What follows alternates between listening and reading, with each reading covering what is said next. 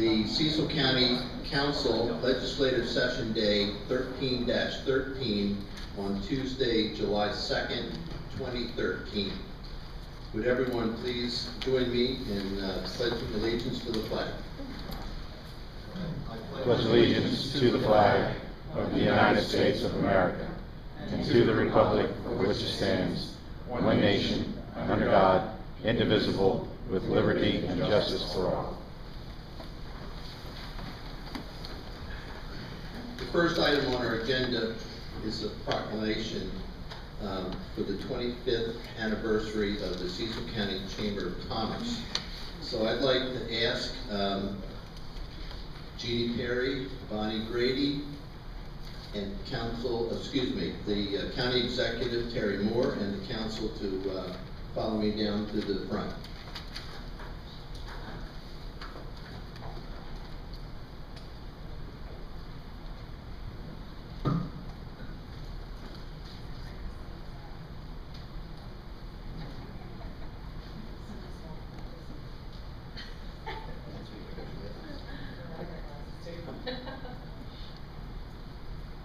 While we're assembling, it's a special honor to be part of this. As many of you know, I'm one of the former directors of the Cecil County Chamber of Commerce. It has a very special place in my heart. Chambers, by their very definition, are success engines. And what they do for our business community and how they represent the business community is so important to Cecil County. They do a great job. And we have a new executive director. So I'd like to introduce to you Bonnie Grady, who is the, I'm sorry, not executive director, President and Chief Executive Officer, Bonnie Grady.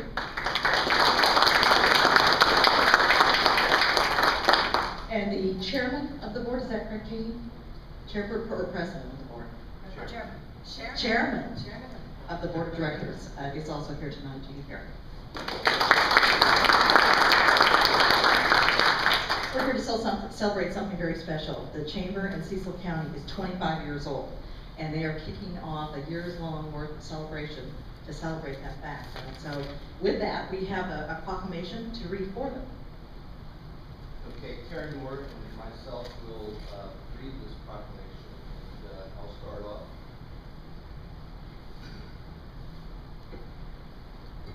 Announcing the 25th anniversary of the Cecil County Chamber of Commerce. Whereas, since 1988, the Cecil County Chamber of Commerce has served our local businesses and has been a proactive force in our community, and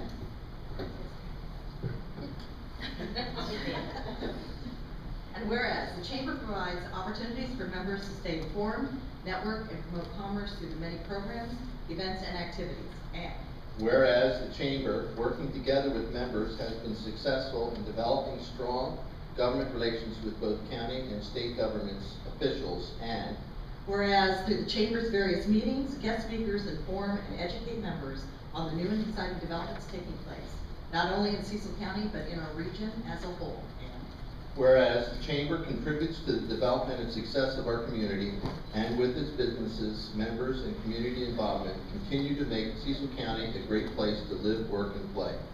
Therefore,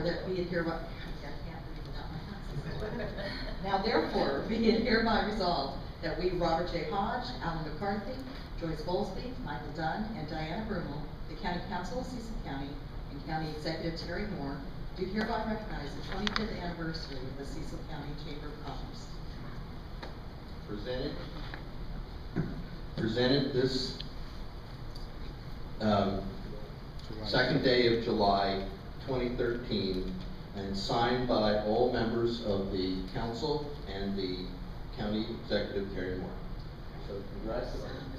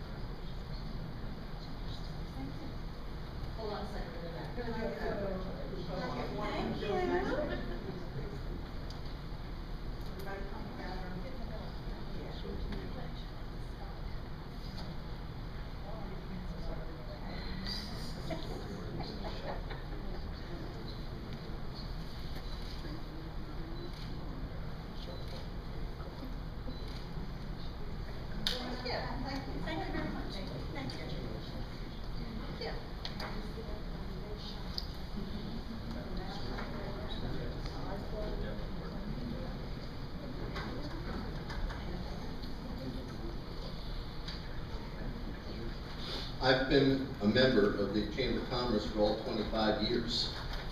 And I have high expectations that the new leadership will revitalize the chamber and bring it to new levels. So good luck with that, and if there's anything we can do to help you out, please let us know.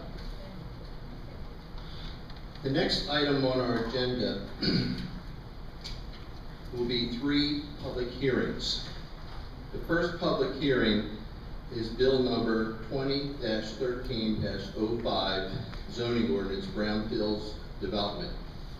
And I guess I'll ask our council manager to read this bill into the record again.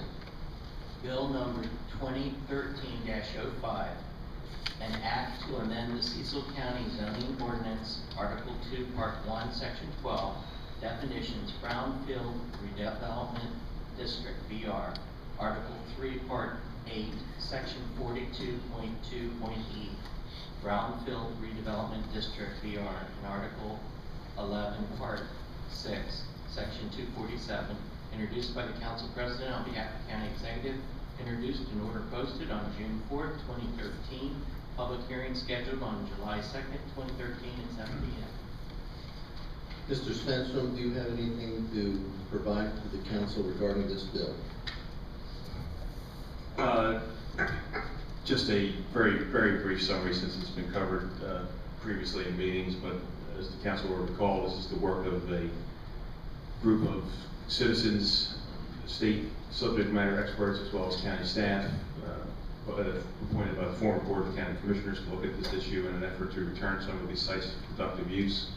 The result of that effort was the ordinance that is before you this evening. It is an overlay zone with incentives contained therein, which hopefully will encourage individuals to look at some of these 70 sites throughout the county and return them to productive economic use, whether it be commercially, industrially, or residentially. The Planning Commission has reviewed this at their May meeting and has forwarded a recommendation of approval to the County Council. Thank you very much. Do any of the council members have any questions regarding this bill? Questions? One comment. I'm going to be voting against the ordinance. While I agree that there should have been incentives to reclaim these brownfield sites, and Cecil County has more than the usual, I believe it was I have a list of brownfield and Superfund sites. It's 70 listed on here, and many, 70, and many have infrastructure already on the property. My concern is that the person providing oversight into the incentives will be the Director of Planning and Zoning, and I would like to have it more of a transparent process and that there would be a opportunity for adjoining property owners to come in and appeal or to have their case stated, because their properties will be affected. There just needs to be more recourse available in doling out these incentives.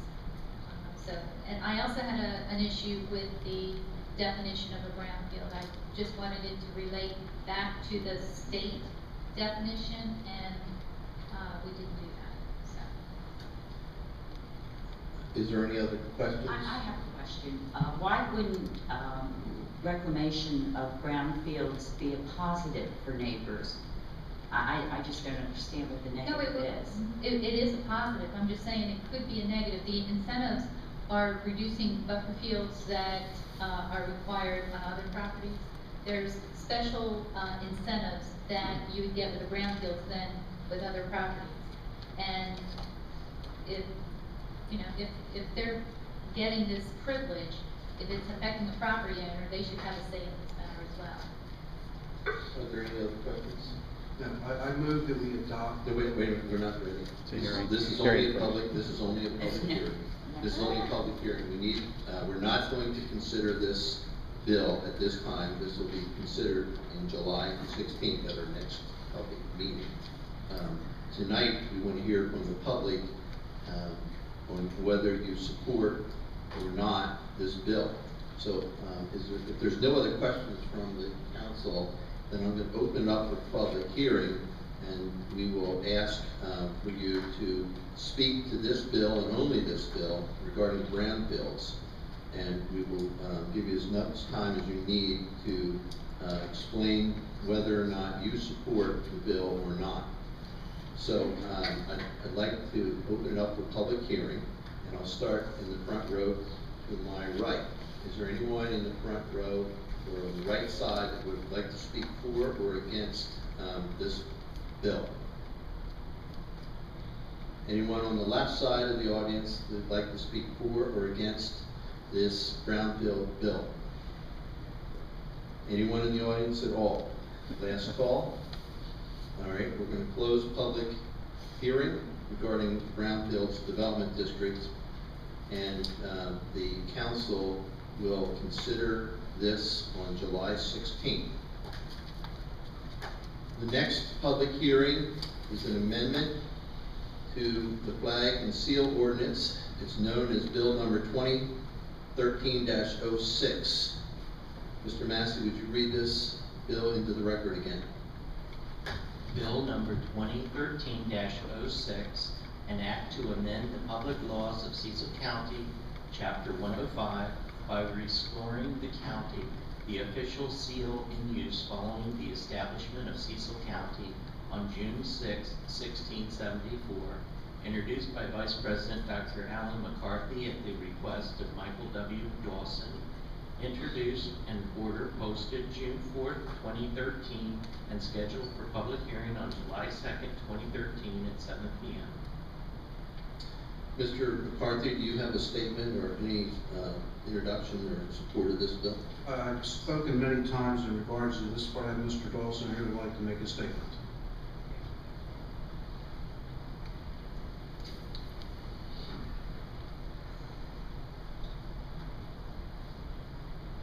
Thank you. Michael W. Dawson, Perryville, Maryland.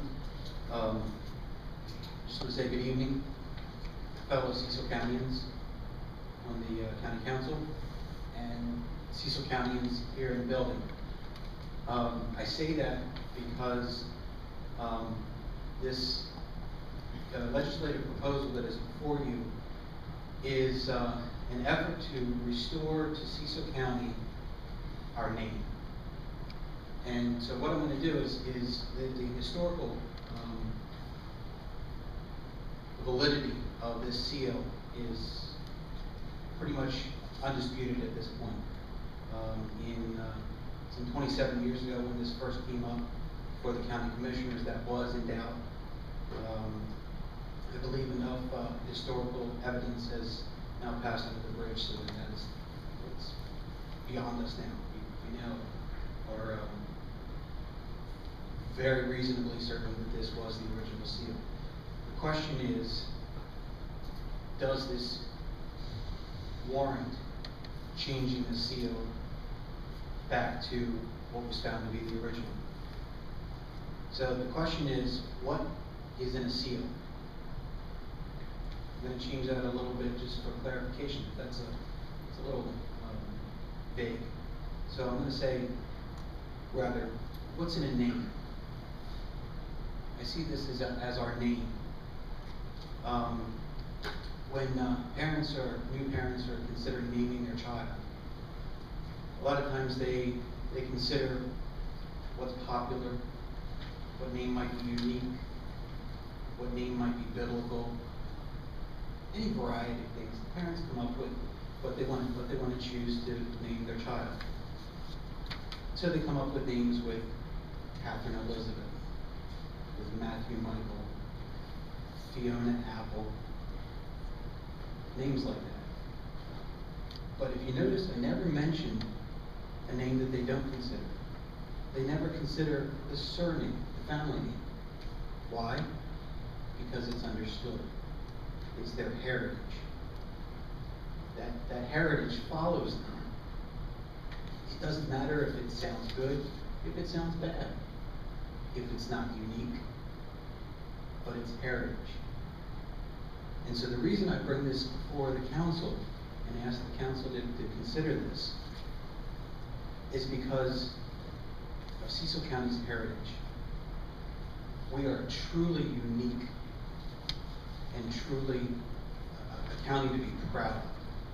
We're proud of where we came from. We came from a business partnership turned friendship between Augustine Herman and Cecilia's Calvert and the Calvert family. We are, whether you know this or not, we are the only county in the state of Maryland that was ever formed solely by proclamation of the governor, Leonard Calvert. That's it. Every other county was by an act of the General Assembly. But Cecil County was formed out of a partnership and a friendship. And therefore it was done also in honor of Cecilia's Calvert, the Lord Proprietor of Maryland, the province of Maryland. We honor that. So I'm asking you, as you consider this before you, I'm asking you to consider our heritage. I know the fiscal notes are out on this, and the dollar figures are rather steep. One thing that it doesn't take into consideration is that the seal that was put in place in 1968 is a piece of artwork. I don't think there's any reason that we need to do away with it. We don't need to erase that part of history. That, it's in and of itself, tells a story. I don't think we need to erase every part of that history either. The redecaling of vehicles, the new uniforms or new patches, anything like that doesn't have to be done immediately. There's no need to. What I'm asking you to consider is just to correct the historical record, give the citizens of Cecil County a knowledge of our history, the beginnings of history and something to learn and be proud of, and to actually root themselves in the county. I've had several people comment to me that they like the county, there's so much history here, but they know nothing about it. What a tremendous opportunity for, if this seal is put in place, if you find it to pass this legislation. What a tremendous opportunity for students, for adults, to begin asking the questions. Where did we come from? What are we about? And start studying and learning about all the facets of our county. From the shore, the north, the farmlands, the bay. We are a tremendous asset, and I'm just asking you to consider correcting the historical record. There's no need to spend exorbitant amount of money. There is no need to do that. I'm just asking you to consider doing what I believe is right, what I believe is good for Cecil County. I thank you for your consideration. Thank you. Do any of the council members have any questions regarding this bill? I have to bring up a few things. Of course. Mr. Johnson, I met you during the tea parties, and tea parties are all about fiscal responsibility, among other things. And the fiscal note I am concerned with as well. And I don't believe that reverting back to the original seal is going to make people learn about history. They're either gonna wanna do it on their own. You know, we are very rich in history, but I don't think that's what's gonna incentivize people. And while it may have been our original seal, it doesn't mean we have to go back and correct the historical record. I think the current seal is a part of our history too. And I've gotten a lot of comments on this, and I have to say, most of them have to do with, this isn't the time for us to be going back and rethinking our seal. There's so many critical issues that we're addressing right now.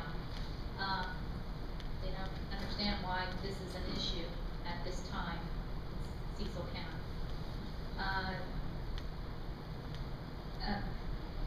President Hodge, I just received an email from Debbie Graham from Economic Development wanting to provide her testimony. Can I read this after hearing the public hearing? I don't think we need to read it at all. I think that came to all of us and we have it. But Okay. it didn't come from economic development. But you made it very perfect clear this is not from economic development. This is her Okay. personal belief and not from economic development. Well, the other comments I received is that they don't, many people don't relate with the leopards on the seal, and that it represented a time in history where England had stronghold over us. Now we're we fought for our independence, and that's part of our history. I agree with the majority of the people I've spoken with, but this isn't a time for us to be rethinking our seal. Do any of the other council members have any questions regarding the bill? Financial statement was offered up, which basically said that it would cost $32,000 to implement this changing of the seal. If you basically subtract out all of the things which basically we would use, it should really be more like $3,500. We have no intentions to make an overnight change. Everything that's in place now would basically only be replaced as it wore out or needed to be replaced. For example, stationery, flags, uniform patches, and things of that nature. The symbol that you see now with the ducks on it would remain as the flag. I must say that even though the seal that we're currently using has been in existence for 45 years, this other seal has been in place for 350 years. There's very few states in the nation which can boast the history that this county has. And I think serious consideration should be given this. And if the small amount of money to basically legalize, do the legal work, produce the seal, and digitalize the product is in question, I think that we might have a fundraiser of interested people to raise that money, so it would be cost negative to the county. Thank you very much. Okay, I'm going to open it up to public comment. Again, I'm going to ask all those that would like to speak for or against this bill regarding the flag and seal ordinance to come forward and speak for or against it. So I'll start again on the right side. Is there anybody on this half of the meeting room that would like to speak for or against this bill? Ms. Rogers?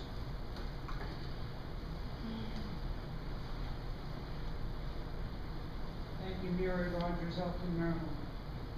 I would like to support changing the county seal because it... Mary, could you speak into the mic or just pull it down closer? I would like to support changing this county seal because it depicts the history of our county, and frankly, I think it's just the right thing to do. Any costs associated with this process are a small price to pay for displaying our heritage.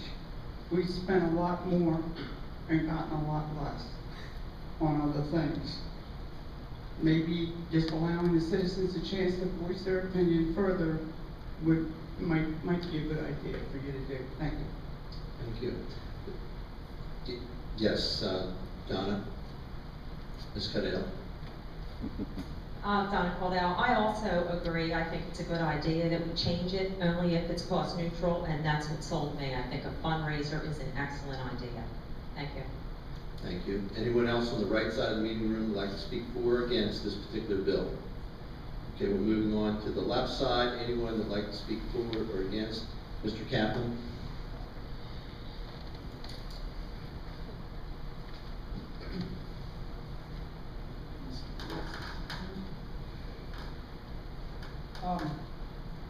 I'm actually here tonight to urge you not to replace the county seal. Before I start, I did want to point out what's on the paper that Mr. Massey has, that the diagram that accompanies this bill has a technical error in it. The banner below the shield, which shows the date 1674, still has two Italian words on either side. And those two Italian words are the remnants of the Calvert family motto, which consists of 4 Italian words. So we've got sort of 2 extraneous words that are just left over, which don't make any sense by themselves. The other thing is that the diagram that accompanies the bill, the actual description of the seal requires certain colors for certain things, which are not reflected in the diagram. But let me get to my main point tonight. I think the proposed seal may be historic, but it represents, in my view, a very tunnel vision view of our history. I respect the history of our county. I belong to a church whose parish boundaries were actually established by the Maryland Colonial Legislature in 1706. Nobody disputes that the Calvert family was important to the history of Maryland and the history of Cecil County. But the Calverts are well represented in the seal of the state of Maryland and on several other county seals. And in fact, the proposal before you is basically the same in major part, and aside from certain stylistic differences, as the seal of Caroline County, which is the second page that I gave. So if we're unique, we would not be adopting a unique seal. The history of our county has been made not just by the wealthy, the titled, and the well-connected, but by thousands of people over the years in all stations of life, rich and poor, black and white, shopkeepers and farmers, laborers and artisans, fishermen, teachers, enslaved people, Native Americans, and immigrants from many countries. To say that our county should be symbolically represented by the Calvert family seal is actually a denial of the richness of our history and the enormous contributions made by all the people who have lived in this county over the centuries. Furthermore, I don't believe that our seal should depict or refer to, quote, the royal crown of England, as this one does. People from Cecil County fought and died so that they and their descendants would not have to live under the authority of that crown. And again, several of them are actually buried in my church's grave, veterans of the Revolutionary War. In any event, county seals need not be historic. If you look at other Maryland county seals, there's quite a variety. Our current seal depicts the natural resources that we all cherish and that form the backbone of our local economy. It is pretty and it is unique. It is the only Maryland county seal that consists of a realistic natural scene. It shows what we want potential visitors to envision when they think of Cecil County. We should keep what we have. As an aside, I know there's always been this controversy over whether the ducks ought to be mallards or canvasbacks, but I can tell you I've seen mallards in Cecil County, but I've not seen any leopards, which are depicted in the proposed replacement. And other people have noted the cost of the change, which in a time of fiscal austerity is, do we really need to spend that amount of money? So in short, I think there's really no good reason to make the change and many reasons not to. So I urge you to vote against the bill and decide. Thank you. Is there anyone else on the left side of the meeting room that would like to speak for or against this bill on the county seal? Okay, see none.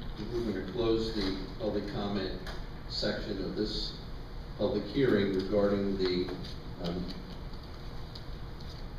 bill number 2013-06 regarding the flag and seal ordinance. We will consider it on July 16th of 2013, which is our next meeting. The next resolution that we're going to have a public hearing is 48-2013. This is an amendment to the Master Water and Sewer Plan regarding a sewer interconnection between Highlands and Meadowview. Mr. Massey, would you read the resolution into the record?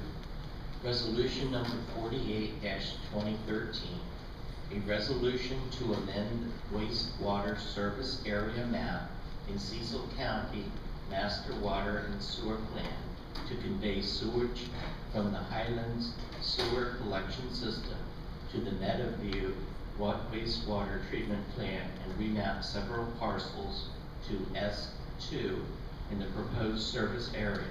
Introduced by the Council President on behalf of the County Executive. Introduced, read first time in order, posted June 4th, 2013. Scheduled for public hearing on July 2nd, 2013 at 7 p.m. Director Flanagan, do you have anything to speak to this particular resolution? No, I'd be happy to answer any questions you might have. Council members, do you have any questions regarding this resolution? Hearing none, I'll open it up to the public. And same process, anyone on the right-hand side of the meeting room that would like to speak for or against this particular amendment to the Master Water Sewer Plan?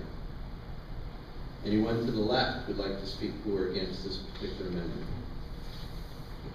Seeing none, we will close public comment regarding resolution number 48-2013, and we will consider this on July 16, 2013. Mr. President, if I may, just for the record, the Planning Commission has reviewed this at their April meeting and has forwarded a recommendation of approval.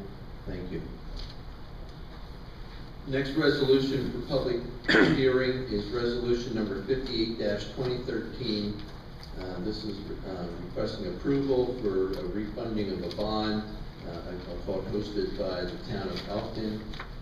And this is for the purpose of refunding for the YMCA bond. Mr. Massey, would you read this into the record, please? Resolution number 58-2013, a resolution approving the issuance and sale by the town of Elkton of its economic development revenue bonds in an approximate principal amount not to exceed $2,230,000, and the loan of the proceeds thereof to the Young Men's Christian Association of Cecil County, Inc., YMCA, to be used to refinance certain tax-exempt bonds and other loans which finance the costs of the acquisition and improvement of certain facilities in Cecil County, Maryland. Introduced by the Council President on behalf of the County Executive. Introduced in order posted June 4th, 2013, and scheduled for public hearing on July 2nd, 2013 at 7 p.m. Mr. Tomey or Mr. Patchell, do you have anything to speak to this matter? Yes, if I may, you may recall when we came to introduce this to you a month ago, the purpose of this particular request is to, in effect, take bonds that were issued by the county and to pay and satisfy them, and in return to refinance the debt through bonds to be issued by the town. The county is not obligated for any cost associated with this particular transaction, nor is the town. The purpose of this transaction is to allow the YMCA as a charitable organization to be able to borrow money at an interest rate that would be reduced because of the issuance of the bonds. The bond interest would not be taxable to the bank. It's donating money. The Columbia Bank will be providing the financing. We've already reached an agreement with them. We appreciate your willingness to consider this and to try to get this adopted this evening. We do have a public hearing tomorrow evening with the town of Elkton. If we were successful this evening, we have the county council, and then we'll go through the process from there toward the finalization of the transaction. The reason we were asking you to consider this evening is so that we can continue to get this done within the time frame that was envisioned by the bank when they agreed to do the financing. So we appreciate your consideration. It took a little longer than expected because we did not realize when we started that we had to go to the county and the town. We thought originally we could just do the county, but we found out we were going to go through the town also. Thank you. Do any of the council members have any questions regarding this resolution? Hearing no questions from the council, I'd open this up for public hearing. Is there anyone in the audience that would like to speak for or against this resolution? Anyone on the right side of the meeting room? Mr. Patrick? Anybody? Anybody on the left side like to speak for or against this resolution? Hearing none, we will close public comment. And I guess I'd ask the council members, is there any objection to considering this resolution tonight? We've been informed that this has no cost or obligation or responsibility or liability on the county. And so if we're all willing to vote on it tonight, then I'd ask for a motion to approve. I move that we approve resolution, put my glasses on, 58, 2013. Is there a second? I'll second it. There's been a motion and a second to approve resolution number 58-2013, approval of a refinancing bond between the town of Elkton and the YMCA. Is there any further discussion? Then I would like to ask for approval of the motion by all those in favor say aye. Sir. Aye. I'm sorry, I apologize, I forgot. Okay, Mr. Massey, would you call the roll call vote? Dr. McCarthy, Aye. Ms. Bowlesby, Aye. Mr. Dunn, Aye. Ms. Brumell, Aye. President Hodge. Aye. The motion is approved. The resolution is adopted and approved by a unanimous vote. Thank you very much. Okay, the next item on our agenda is item number 6, which is approval of meeting minutes for the legislative session day 13-12, which was on June 18th of 2013. Are there any additions or corrections to the meeting minutes that have been provided to the council members? Hearing none, may I have a motion to approve? I move to approve the minutes of June 18th, 2013, the legislative session. Is there a second? I'll second it. There's been a motion and a second to approve the June 18th council legislative session day minutes. Is there any discussion? Therefore, all those in favor, please signify by saying aye. Aye. Aye. The motion is approved unanimously. The meeting minutes are approved. We're now at our public comment section in our meeting. We will call upon you. If you haven't signed up, please do so now. We will be calling you by name, and we would ask you to speak to the council members and only to council members, not to anyone else in the room. We'd like you to be civil and respectful and limit your comments to 5 minutes. And we will have a shot clock here that Vicki will control. And we will not be able to respond to you. We will only listen carefully and respond at a later time. So who's the first speaker? Donna Cadell. Good evening, Donna Caldwell, Elkton, Maryland. I wanted to address the emergency meetings that you guys have been discussing at the work sessions, and I know it was brought up again this morning. And I understand the concern that the last Board of Commissioners abused their power when they called an emergency meeting to award Buddies for Life contract. Not only was an emergency meeting called, but the pot was also sweetened. They were awarded more than they had asked for. That's an abuse of power that further violated the trust of the citizens. The rules and procedures that at that time were in place was to put the item on the agenda as an introduction item, then 2 weeks later to list it as an action item. 2 instances where that was not done. Buddies for Life and the bike plan. And I remember the morning of the agenda that the bike plan was put on there, we had no notice. It wasn't even on there the day before. So that was the other instance. So I understand your concern. When you schedule an emergency meeting, it doesn't matter if it's 1 hour ahead of time. That's why it's called an emergency meeting. It's common sense. The point is not how much time you give to add it to the website. If my house is on fire, you're not going to worry about putting something on the website. You're going to worry about getting the people out. The policy should focus on ensuring that emergency meetings are reserved only for 2 emergencies. to avoid what has happened in the past. And I just want to read exactly what happened so there's no confusion. And this was an article that I got out of one of the papers. A few minutes before 5 p.m. on Tuesday afternoon, an alert email and posting on the county government website that there would be a special meeting at 10 a.m. on Friday, November 30th, 2012, regarding the animal care and control contract between A Buddy for Life and Cecil County. There was no public mention of such meeting, no detail of a contract or pending action at the regular public works session of the county commissioner meeting held Tuesday morning. At that meeting, Commissioner Moore was absent, and Commissioner Hodge was out of town. Thankfully, he was available by phone. So I find it a little ironic that some are complaining about the abuse, but didn't complain in the past. Thank you. Next speaker, please. Jackie Gregory.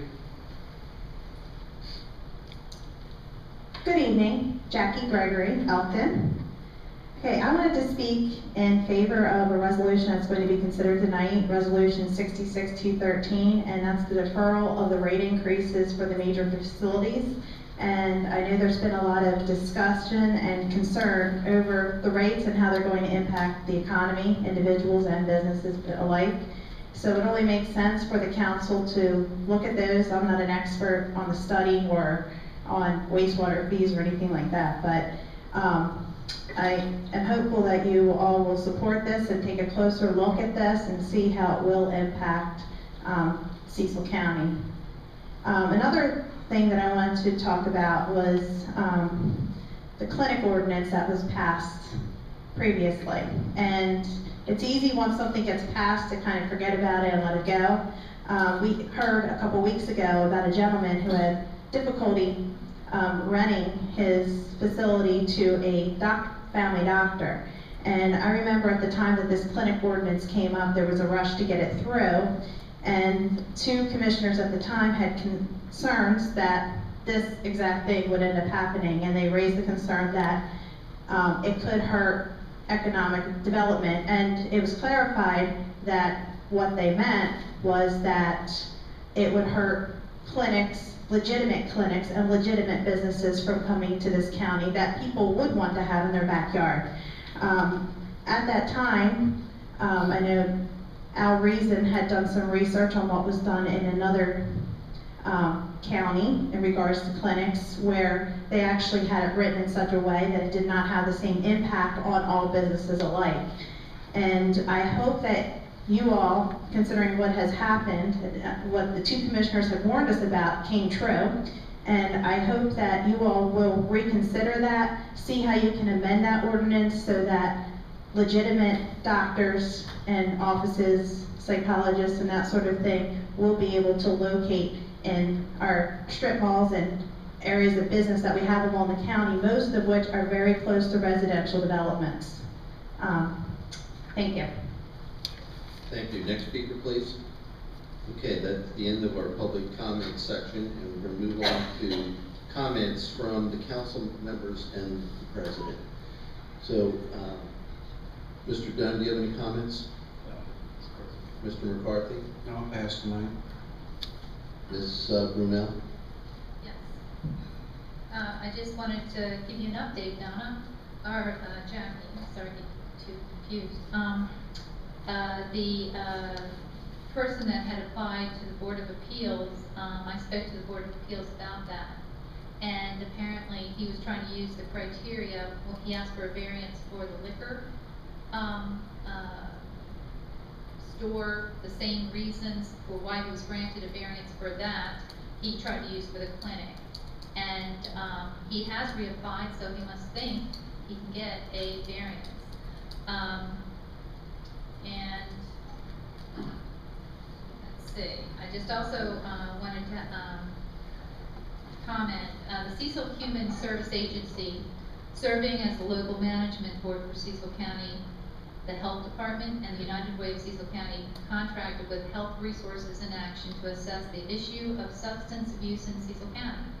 Last Wednesday, Health Resources in Action held a drug abuse symposium to share their preliminary report findings on the current state of drug abuse in the county. the services available and still needed, and to identify recommended evidence-based strategies to address. I didn't have a problem with the information they presented and thought it was accurate and extensive. In fact, when the report finally comes out, I would encourage everyone to read it. My concern is that there are too many agencies that are ready to justify even more funding for their services and aren't interested in a serious discussion on how to effectively address it. A question came up during the meeting on how do we report doctors that are abusing the system.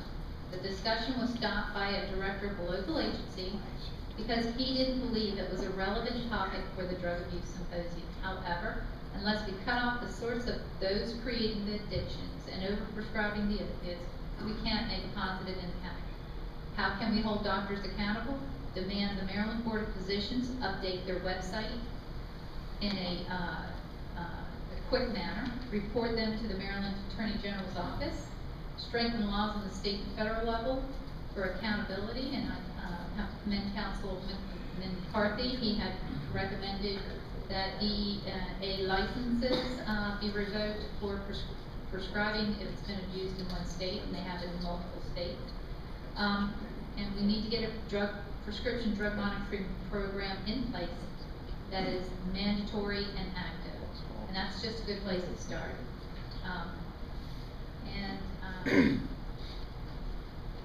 I'll reserve my comment for the other issue. Councilwoman Bowlesby. Yes, I also attended that symposium on drug abuse, and after that, the local management board held a strategic planning session to be given plans to write a strategic plan. And we feel that we're probably going to focus on safety, stability, and school completion. And part of that is to write a prevention plan for drug abuse and maltreatment of children. So the local management board is considering drug abuse, and they recognize, and it is a terrible problem in the county, and they recognize that. That's all I have. Thank you. I'm just going to say thank you for coming. I appreciate your civic involvement, and I'm going to keep my comments short so that we can move on. We have a long agenda, so thank you for coming. The next item on our agenda is the introduction of resolutions, which the first one is resolution number 67-2013. This is an appointment or appointments to the Department of Social Services Board. You want to read this into the record, please? Resolution number 67-2013. A resolution to confirm the reappointment by the County Executive of James Jones and Grove Miller to the Department of Social Services Board for 3-year terms, respectively, to expire June 2013.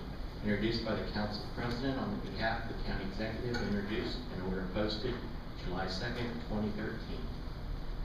Scheduled for consideration on July 16th, 2013. Do any of the council members have any questions regarding resolution number 67-2013, appointments to the Department of Social Services Board? Here, Mr. Wine, do you have any comments on this? No, just that the county executive respectfully requests that you confirm these 2 reappointments. Okay, thank you. Hearing no questions, we'll consider this bill introduced, and we will schedule it for consideration on July 16th. The next resolution for introduction is resolution number 68-2013. This is an appointment of a special counsel to the Board of Zoning Appeals, the Planning Commission, and the Code Enforcement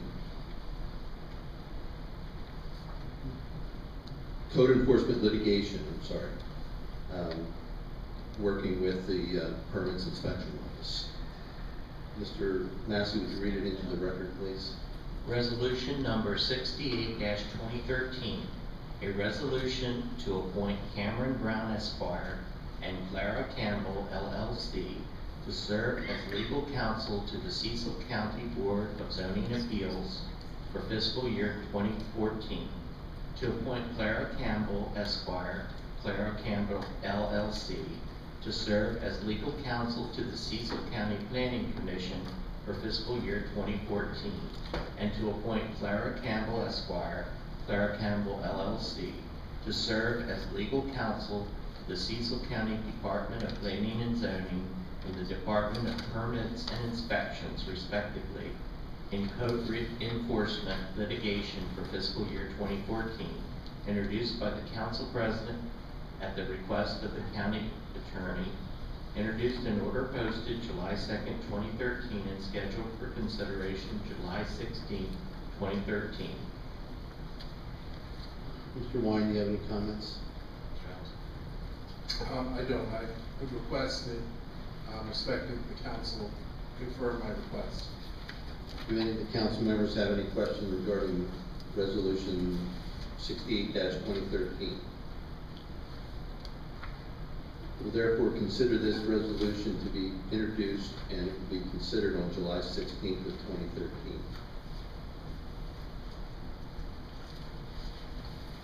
Next resolution is 69-2013, appointment of special counsel regarding collective bargaining. Mr. Massey, would you read this into the record?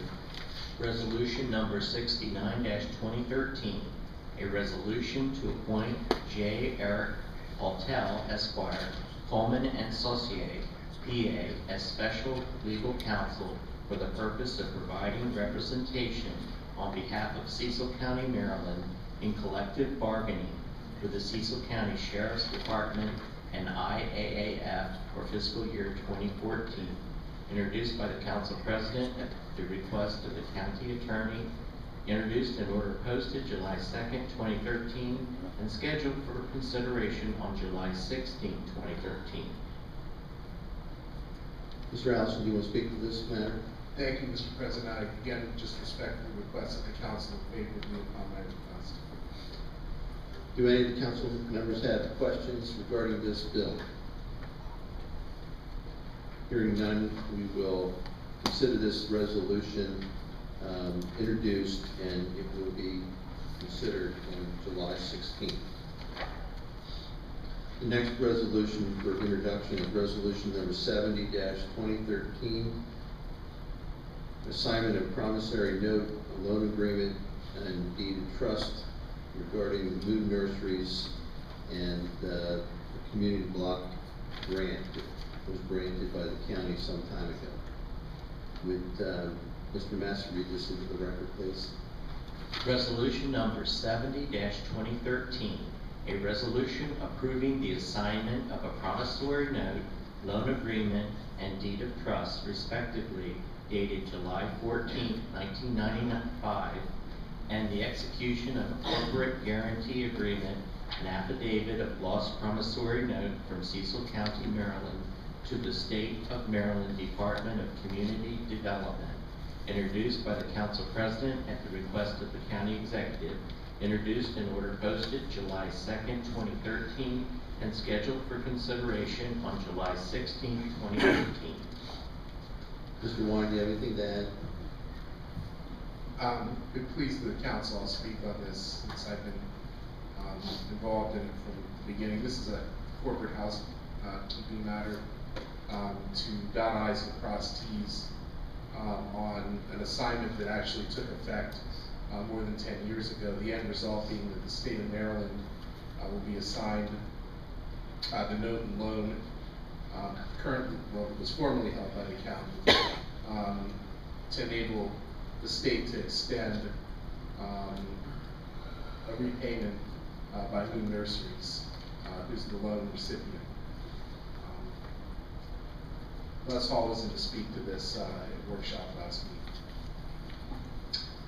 And there's no negative fiscal impact? There's not. Okay. Do any of the county council members have any questions regarding this resolution? Hearing none, we'll consider resolution number 70-2013 introduced. And we'll move on to the next resolution, resolution number 71-2013. It's an agreement regarding mutual aid between law enforcement agencies and Cecil County. Mr. Massey, would you please read this into the record? Resolution number 71-2013, a a resolution to approve the execution of law enforcement mutual aid agreements between Cecil County, Maryland and the Cecil County Sheriff's Department and the town of Elkton and the town of Rising Sun, the town of Perryville, the town of Port Deposit, and the State of Maryland Transportation Authority for fiscal year 2014, introduced by the council president at the request of the county executive, introduced in order posted July 2nd, 2013, and scheduled for consideration on July 16th, 2013. Mr. Wine or Mr. Allison? Mr. Allison. Thank you. Mr. Wine, you don't have to come anymore, do you? In light of, this is an annual ritual that was typically handled by the council, by the commissioner president as an executive act. However, due to a bulletin that I received suggesting that mutual aid agreements needed to have approval by the legislative body in the local jurisdiction, we've submitted this to the council for approval before the county executive would sign off on it. I'd like to add that in light of certain comments or concerns actually related to MTA, I would like to discuss at the next work session an amendment to this resolution that would strike MTA from the agreement, to sit down and talk with them before going forward. You're, okay, are you representing the administration or the executive office in saying that, or is this personal? This is in response to certain legal questions that I'm concerned about regarding actions. Mr. Massey, would you put this item on our council work session for next week? And you'll be there to talk to us about that. Now, it's also been brought to our attention that the town of Northeast is not listed on this mutual aid agreement. Do you know why? Mr. White will follow up on it. They'll be added. Okay, so you'll have that information for us by Tuesday also? Yes. Okay.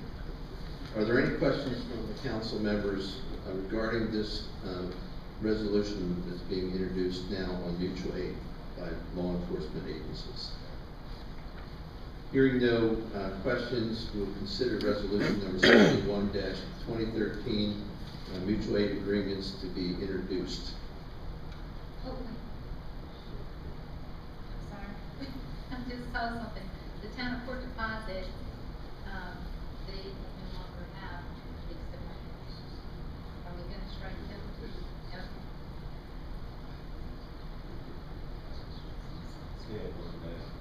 I was going to say they're thinking about getting another one, but we'll have to make a decision on that.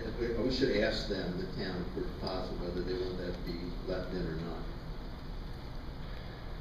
Item number 12 is introduction of resolution number 72-2013. This is an intergovernmental agency agreement between Senior Services, Community Transit, and the Department of Social Services. Mr. Massey, would you read this into the record, please?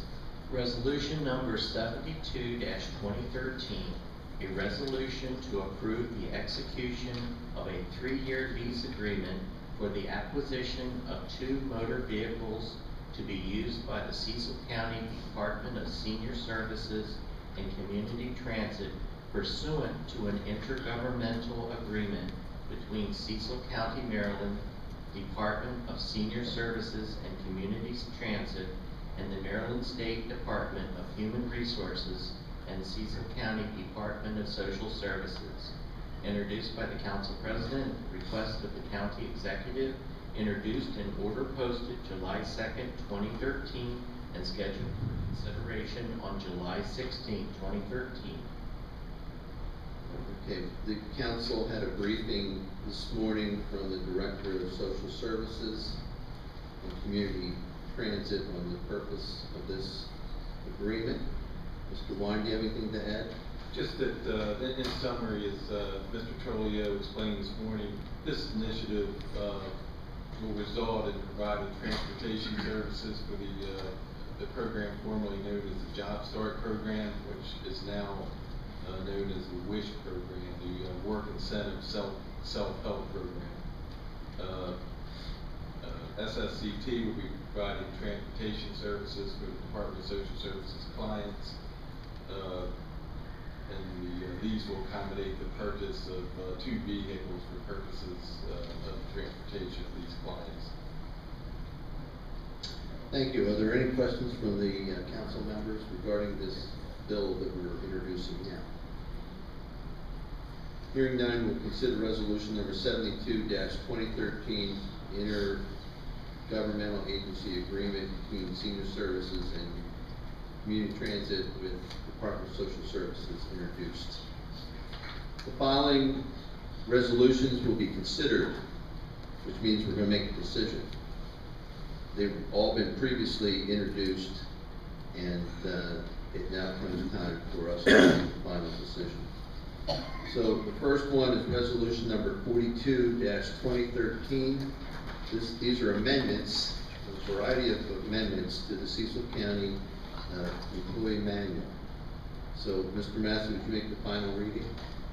Resolution number 42-2013, a resolution to amend certain sections of the Cecil County Employee Manual, section HR 1A, Cecil County Overview, HR 2B, Employment Types, HR 2E, Background Investigations, HR 2L, Separation, HR 6B, FMLA, HR 6C, Funeral Leave, HR 6H, Personal Floating Holiday, HR 6J, Sick Leave Insurance, HR 6L, Severe Weather Conditions and Unforeseen Designated Emergencies, HR 6M, Vacation Leave, HR 6N, Workers' Compensation, HR 7H, Direct Deposit, HR 7L, Healthcare Coverage, and HR 7R, Sick Leave Bank.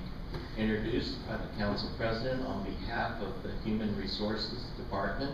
Introduced, order posted May 21st, 2013. Public hearing scheduled June 18th, 2013 at 7 p.m. Thank you. Do the council members have any questions about these amendments to the employee manual? I have a question for Don and Nicole, please. I'm sorry. And this just came up. I apologize. Regarding the extreme weather conditions, what happens if this building would blow down in a tornado and we would not have work available for multiple days in a row? Would the employees be paid for each and every day, or could we limit the emergency provision to 1 or 2 days? Current recommendation Yes, that they current would pay for recommendation. every day. But there doesn't appear to be any limitation on the number of consecutive days. Correct, not the current recommendation. Certainly something you could. Originally, I had a lot of heartburn about this particular amendment, and I was part of the county commissioners when it was changed several years ago, and now it's being changed back. And I would ask that we amend it so that no more than 2 days be considered as emergency, where county employees could utilize this provision. And then beyond that, they would be on their own to use their own personal days or holidays or vacation days or what have you. So I'd like to make one amendment to this amendment to be able to limit this provision to 2 consecutive days. It can be more than, it can be used more than once in a time. In other words, if we have a bad extreme weather winter, they could use it once this week, once next week, once next month, but no more than 2 days in a row. So that's a motion to amend it. Is there a second? I'll second it. Okay, there's been a motion and a second to amend the amendments regarding the weather, extreme weather conditions. Again, I think I had a partial description that what this proposed amendment does is allow employees when the county determines an emergency and basically, I guess it's liberal leave or really closes the facilities. Just for closed day, correct, literally it is their own vacation. When we, the county, closed the facilities, the county employees will still receive pay. And I want to limit that to 2 days in a row, rather than an unlimited amount of days, in case there's some extraordinary weather or other event that would prevent employees from reporting to work. So is there any further discussion or questions? That sounds reasonable to me. Donna, do you have any? Again, I think we testified at the last meeting, at the public hearing, that in the last, I guess, 10 or 15 years, we've closed maybe twice, so I don't have any concerns about that at this time. I hope we never have to close again, ever. And I certainly don't hope that we have to close for more than 2 days in a row. So is there any further discussion on the amendment to the extreme weather condition amendment? All those in favor of the motion to amend the extreme weather condition amendment by limiting no more than 2 days, say aye. Aye. Aye. Okay, the amendment is approved. I'm sorry, that needs a roll call. Okay, I'm sorry. Thanks for continuing to remind me. All right, Mr. Massey, would you call the roll call vote? Dr. McCarthy? Aye. Ms. Bowlesby? Aye. Mr. Dunn? Aye. Ms. Brumell? Aye. President Hodge? Aye. The amendment to the amendment passes. Can I make an amendment to your amendment? Sure. I would move that basically we would set a maximum of 5 calendar days per year for these events, For the extreme weather or? for the extreme weather. Okay, there's a motion to amend I'll just say the amendment on extreme weather to put no more than 5 days in a calendar year. Or a fiscal year, let's say fiscal year, is that easier, isn't it? Is there a second to the motion to amend the extreme weather amendment? I'll second for discussion. You want to speak to that amendment?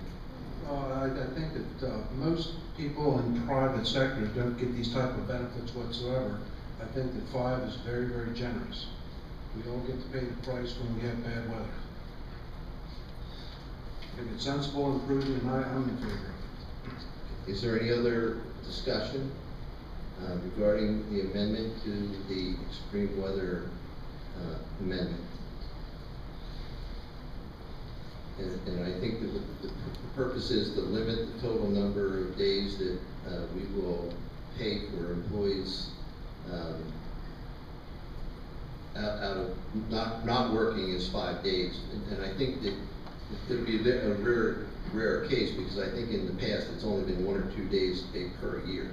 So 5 would be really an anomaly. Okay, is there, all those in favor, excuse me, Mr. Massey, would you call the roll call vote? Dr. McCarthy? Aye. Ms. Bowlesby? Aye. Mr. Dunn? Aye. Ms. Brumell? Aye. President Hodge? Aye. Are there any other amendments to the Cecil County Employee Manual? Hearing none, I'd like to have a roll call vote. Or no, may I have a motion to approve? May I have a motion to approve the amendments as proposed in the Cecil County Employee Manual? I move to approve Resolution 42, 2013 with the 2 amendments. I'll second that. Okay, there's been a motion and a second to approve the amendments with 2 amendments to the Cecil County Employee Manual. Mr. Massey, would you please call the roll call? Dr. McCarthy? Aye. Ms. Bowlesby? Aye. Mr. Dunn? Aye. Ms. Brumell? Aye. President Hodge? Aye.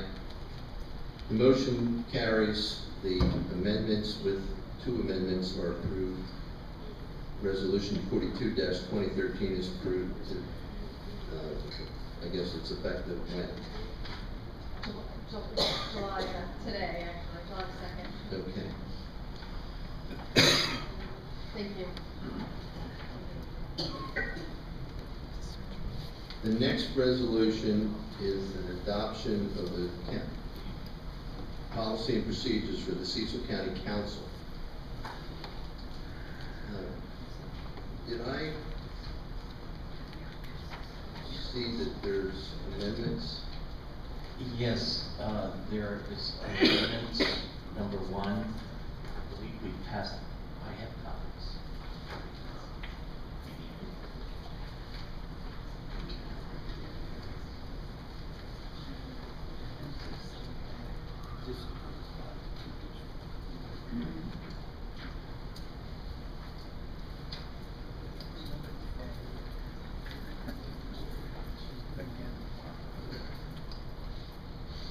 Okay, this is a project that the council has been working on for many months.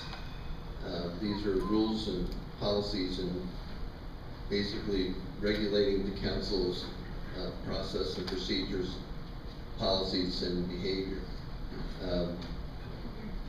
We've had several discussions, and we have, I would like to entertain a motion to amend it to, well, I guess we'll start with an introduction and the reading of it. Resolution number 47-2013, a resolution to adopt the council's policies and procedures pursuant to section 303E of the Charter of Cecil County, introduced by the council president on behalf of the council members, introduced in order posted May 21st, 2013, public hearing held on June 18th, 2013 at 7 p.m. Okay. In front of you is a list of amendments. May I have a motion to approve the amendments? I want to add one before we. Yeah, I really would have had this in advance. Might want to take 5 minutes. I only read the first part. There's a typo under A, item 8, number 1, item I. That's not correct. Is it refunds? Responds is the word. That's one I pointed out to you before. Yeah, response. Can we have 5 minutes to look this over and make sure we get it?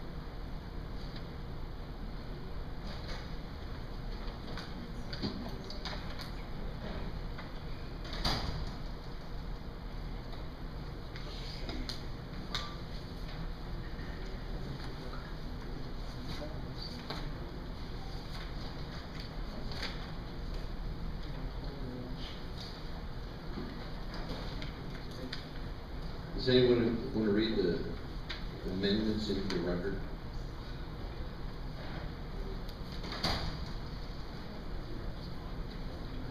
Does the council want to amend it?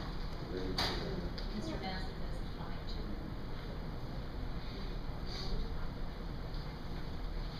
Okay, go ahead and read the amendment into the record. Amendment number 1 to resolution 47-2013. On page 4, section 11F, delete entirety and insert the following. A, emergency means 1, a situation that requires immediate action to prevent, mitigate, or respond to a threat to public security or to the loss of life or property, and is unanticipated. 2, the term unanticipated means that the underlying situation is sudden, which means quickly coming into being or not building up over time. Urgent, which means a pressing or compelling need requiring immediate action. Unforeseen, which means not predicted or anticipated as an emerging need. And temporary, which means not of a permanent nature. These are Charter Article 1, Section 104C. On page 6, Section 16C, delete county rate as determined by the county and insert same rate as every county employee. On page 8, Section 19B, delete reimbursements. On page 9, Section 25, add new section as follows. B, in the event that the county website or internet access is unavailable Notices would be sent out to area media for broadcasting on local stations. On page 11, section 31C, insert legislative and at least 1 week in advance. On page 12, section 3.5, add a new section as follows. D. Minutes of the legislative session and work session shall be provided to council members in advance for review. At the session, council members may amend the minutes as needed. The audio and/or video